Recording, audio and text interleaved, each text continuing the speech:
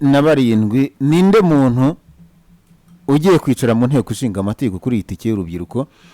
Ibi ngibi tubigarutseho gute? Nabonye hari umuntu ngo ni mucuti wa Yves nkurikije uko nahoze mbona bivuga ku mihanda ubwa mbere byaranze.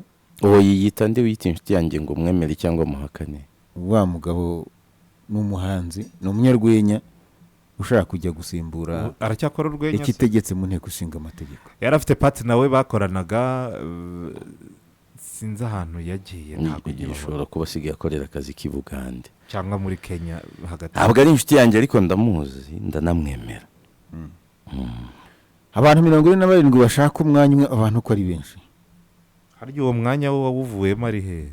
Uwawuvuyemo ntabwo tuzi ahantu ari, ariko ikigaragara cyo ntabwo wawuvuyemo neza. NEC rero cyangwa se komisiyo y'igihugu ishinzwe amatora yagaragaje ko hari abantu 47 bamaze kwishyikiriza ibyangombwa bagomba kwitoramo umudepite umwe uhagarariye urubyiruko uzajya mu mwanya witwa ikitegetse, weguye ku bushake mu nteko ishinga amategeko atariyeho kabiri. Weguye ku cyo yise ubushake kubera ko tutigeze tubijyamo, turaza kwemera ko ari ubushake. Ariko ko mu kujyayo ko bitaba ubushake bwabo, ko bisaba ko tubatora, kuki mu kuvayo bumva nta ruhare tubigiramo? Haba hari impamvu. Yavugwagaho imyitwarire mibi, banze kutubwiza ukuri iyo ariyo nkaho bitatureba, ariko ikitegetse ntabwo yeguye ku bushake, ntabwo yari arambiwe kuko yashinze Kenkayiri mu Gakinjiro akaba agiye gucuruza. Yavuye mu nteko kubera imyitwarire mibi yavugwagaho. Ariko kuri inshuro ko bamugiriye kubanga kari mu nteko. Nashaka kubabaza niba hari ahantu muzi umuntu uri populaire abaturage baba bavuga bati umuntu ni inyangamugayo turamuzi, ndetse yemwe hari n'ibyo asanzwe adukorera n'ibiki byose, n'ijanisha ringana iki ryerekana ko abo bantu abaturage barangije kubonamo icyizere aribo bagaruka kubayobora cyangwa se bakatsindiriza isiti. Icyo ni ikintu gikomeye. Kuyobora ntabwo abaturage twebwe dushobora kwirebera ku bunyangamugayo gusa n'igikundiro uko tugukunda. Muba munabazi abagiye kubaha abavetinga bo niho narindi kuganisha. Abavetinga bo barenga ibyo bakareba ubushobozi, bakanareba n'izindi facteurs batabwira umuturage usanzwe. Hano hari ikintu nabonye tubura mu bijyanye na transparency cyangwa se gukorera mu mucyo.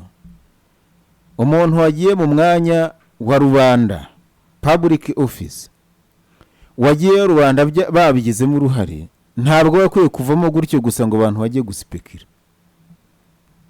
Ubwe uyu mwanya cyangwa wabishinjwe n'umudepite w'urubyiruko, ntabwo biba bishamikiye biturutse muri pati runaka. Uretse ko nanone byakugora kwa urubyiruko ngo umenyekane nta pati runaka urimo, rimwe na rimwe usanga ari ikintu kigoranye. Ni gute umuntu urubyiruko rwatoye ngo ajye kuruhagararira ava mu mwanya mu buryo yita ko ari impamvu ze bwite, ntabwira abantu bamutumye kujya kubahagarara ati rero buriya mwarantumye ariko wenda mpagize nsanga ubutumwa buransumba cyangwa se buraremereye, buramvuna ibitugu, ndabona ntabivamo ndagiye. Hera ku rubyiruko, uri guhera ku rubyiruko. Abamubanjirije bagiye bamuha urugero, ahubwo muri rusange kuki umuntu atumwa abantu bamutoye yavaho ntasobanura ati giye birananiye, ajya kutubwira ngo impamvu ze bwite akabireka. Hari incompatibility baho buriya muri ibyo muri criteri bagenderaho bavetinga nabyo bazajya babireba. Ntabwo ushobora gufata divayi nshya ngo uyishyire mu masaho ashaje cyangwa se bidahura, ibijerekani bishaje, ntabwo bihura. Urumva ibyo mbivugiye iki? Rimwe na rimwe hari ubwo tutaba tuzi ukuntu tuzamera. Buriya character yanjye muzayimenya neza mfite miliyari, n'intunga miliyoni y'amadolari, nibwo nanjye nzimenya, kuko nanjye ubu wasanga ntiyizi neza. Neze n'ubu ngubu ukiri mu binyacumi tuba dufite impungenge, tubona bigoye. Mumenye munamenyere, wenda kumenyera bitari byo kunzeyuka, ariko uko mwambonye muri dukeya mfite mumenye ko nanjye ntago niyizi ukuntu naba meze, n'intunga miliyoni y'amadolari. Ntabwo bikunda uzahinduka. ariko byibuze n'umuntu ashaka kunjera akeneye ko nkomeza gutuza ntabwo yafata umuntu wihemberwa akabakaba aya n'aya ngo ugiye kumukubira 1,000 inshuro 1,000 ngo wibwire yuko ngo personalite ye uzayibuza itari buhinduke. ariko ubundi urubyiruko rutora abantu ruzi, umuntu uhagarariye urubyiruko bamutora bamuzi. nibyo nahereyeho. none se ubundi urubyiruko ruramutora? ntabwo rumutora uyu muntu se uretse reka nze nkubwire baramutora. Twahikuva ubayeho watoye uhagarariye urubyiruko mu nteko ishinga amategeko ryari? asa ubwo nigeze mba urubyiruko cyangwa bageze igihe cyo gutora urubyiruko mu nteko waravuze. nakubwiye ngo mvuga aba bantu urubyiruko rujya mu nteko ni urubyiruko mu buzima busanzwe ntabwo tuba tuzi aho ruri, kuko nujya kuvuga urubyiruko reka dufate nk'urugero. muri umuntu hajya guhagararira urubyiruko bikumvikana, keretse ari umuntu uturutse muri kaminuza wahatanye watowe muri za kaminuza muri za segonderi n'iki, uwo muntu yagenda ahagararira urubyiruko. kandi iyo ligue y'abantu bahatanira ubuyobozi tuba tubazi ariko tutari mu bintu byabo cyane. ariko kujya kumbwira ngo umuntu araje ngo yatowe n'urubyiruko, si urubyiruko rwatowe urundi ni uruhe? ugasanga urubyiruko runamuzi nk'uwafata urubyiruko rwose akadukonekita twese kuri wifi icyarimwe. abamuzi mu Rwanda nimuvuge ko mumuzi, kandi ubwo ahagarariye urubyiruko rwose rwo mu Rwanda nta nubwo hanabonekamo kimwe 2% bamuzi. Biragoye. Wenda nk'uyu Samu yarazwi kubera urwenya, ariko ntabwo kubazwi kubera urwenya Imana imfashe ntibibandi kampanye bisobanura ko abamuzi banabonamo ubwo bushobozi bwo kubahagararira mu nteko. n'urubyiruko rwinshi ushobora gusanga rudakurikirana izo nzego. dore ikintu kibaho nuko rimwe na rimwe hari abandi bantu bavetinga abantu akakubwira ati bimeze gutya, ubundi hakazabaho seremoni yo kubisoza. ni nayo mpamvu ejo turi kugaruka kuri ya dosiye yo muri Rwanda Revenue nta muntu twagarukagaho umwe muri bo wari umaze igihe yanabwira abanyarwamagana atari ko mwitware neza meya mushya ndi mu nzira ndikuza meya. umuntu uzategeka burya ababyiyumvamo buhanza baba banabizi. hari umugabo uba mu gisata cya filime witwa Muzosi amuza Mugema tunamuramutse. kera akiri umunyamakuru yajyaga twiyemera akakubwira ngo umwana uzaba umwami ntatamba nk'abandi bantu. ariko si byo. ubwo nimba ari ikintu akoze nyine akakubwira ko umwana uzaba umwami adatamba nk'abandi bana ugahita wiyakira. none se abantu babyirukanye bose barazwi nkawe? icyo kintu tugomba kukimenya. uyu mwanya rero wahatanirwaga n'abantu 59, hanyuma nayo kiza gusanga hari 12 batujuje ibisabwa. ibyo nabonye harimo abafite imyaka irengeje urubyiruko, hari n'abagiye babura utwangombwa runaka hasigaramo 49.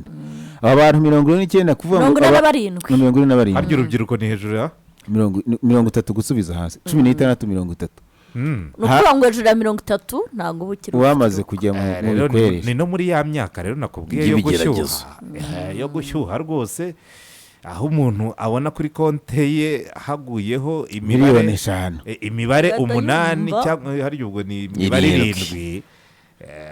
ubundi hanyuma akabona n'ikimodoka iwabo kitigeze kihaparikwa Puriuzi agahita atangira guhamagara ba nyiramama akavuga ati harya wambwiye ngo iki sha cya gihe twiga nka nyiramama gusa se kuba depite bitabimuha connection no mu bakomeye bandi. imodoka akajya yatsa ageze ku rya 8 yajya ahura n'umupolisi yareba ku ntuga akabona turacyari tubira akavuga ati nta ntabwo rakomera ari mikoro samuhana.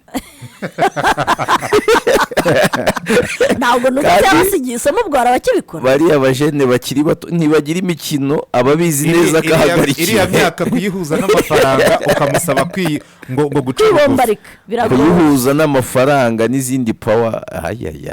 bano bantu mbona ni ikigeragezo gikomeye gufata umuntu w'imyaka ukamushyira mu mwanya nk'uriya nta guidance abo bahuye ushobora gusanga. ariko se kabo binanira ari abagabo k'abadepite bahagarariye urubyiruko b'igitsina gore bitajya bibacanga. burya abagore barakundana si nk'abagabo. abagabo hari ukuntu bashukana gisoma sha utazabimbwa ugasanga utazabimbwa iragiye kugiza imbwa burundu ubaye na perezida wazo. burya abagore inshuro nyinshi abagore hari ukuntu bakundana bakagirana inama bagahanana bakagira gute, ariko abagabo usanga habamo n'ikintu cyo gushukana. ubwo rero muri 47 urubyiruko mwe mushakisha umuntu uzajya kubahagararira arangiza iyi manda yananiye ikitegetse. reka tujye mu makuru kuri BNB Kigali 89.7 FM.